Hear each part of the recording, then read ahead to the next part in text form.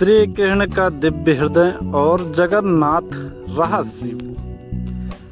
कभी कभी इतिहास केवल घटनाओं का क्रम नहीं होता, वह बनता है उन रहस्यों से जो शरीर की मृत्यु के बाद भी जीवित रहते हैं।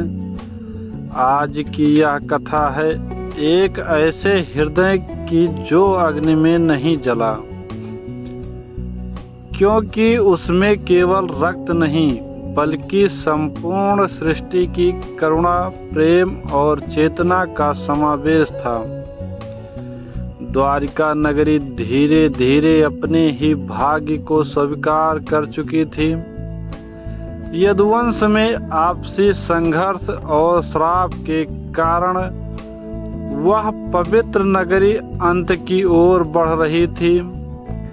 श्री कृष्ण जिन्होंने महाभारत के युग में धर्म की स्थापना की, अब आपने जीवन के अंतिम क्षणों में थे।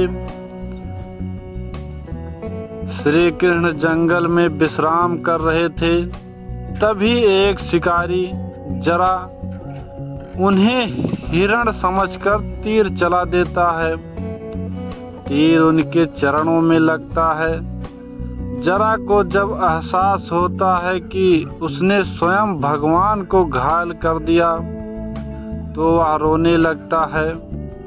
श्री कृष्ण मुस्कुराते हैं और कहते हैं, यह सब लीला है, समय चक्र में सब कुछ पूर्व निर्धारित है। जब श्री कृष्ण के शरीर का अंतिम संस्कार किया गया, तो वह शरीर अग्नि में भस्म हो गया, परंतु एक चमत्कार ने सबको चौंका दिया। अग्नि शांति हो गई, राख उड़ गई, परंतु एक वस्तु शेष रह गई, उनका हृदय। वह हृदय चमक रहा था, मानो उसमें जीवन अब भी शेष है। विद्वानों ने कहा, यह हृदय ब्रह्म पदार्थ है।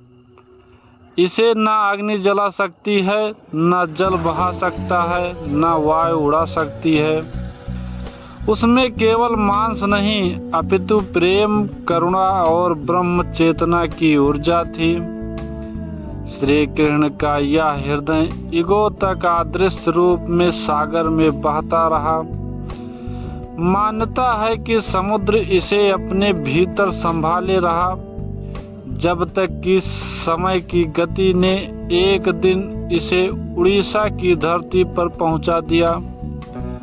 वहां जहां बाद में बना एक अद्भुत मंदिर, पुरी का श्री जगन्नाथ मंदिर। राजा इंद्रधुम्न, जो भगवान विष्णु के अनन्य भक्त थे, ने एक स्वप्न देखा जिसमें उन्हें आदेश मिला कि वह समुद्र के किनारे जाकर उस दिव्य पदार्थ की खोज करें और उसे भगवान के रूप में स्थापित करें। राजा समुद्र किनारे पहुंचे और वहां उन्हें एक रहस्यमयी लकड़ी का टुकड़ा मिला, जिसे दर्शन दारू कहा गया। कहा जाता है कि यह कोई सामान्य लकड़ी नहीं थी। इसे स्वयं भगवान विष्णु ने अपने शरीर के रूप में चुना था। मूर्ति निर्माण के लिए एक रहस्यमयी वृद्ध बढ़ई आया, जिसे भगवान विश्वकर्मा कहा जाता है। उसने एक शर्त रखी, जब तक मैं मूर्ति बना रहा हूँ, कोई मुझे न देखे, न दरवाजा खोले। राजा ने वचन दिया, पर कई दिनों तक कोई आवाज न आने के कारण दरवाजा खोल दिया गया। तब वृद्ध लोप हो गया और अधूरी मूर्तियां वहीं रह गईं, बिना हाथ पैरों के। और आज भी श्री जगन्नाथ, बलभद्र और सुभद्रा की वही मूर्तियां पूजी जाती हैं।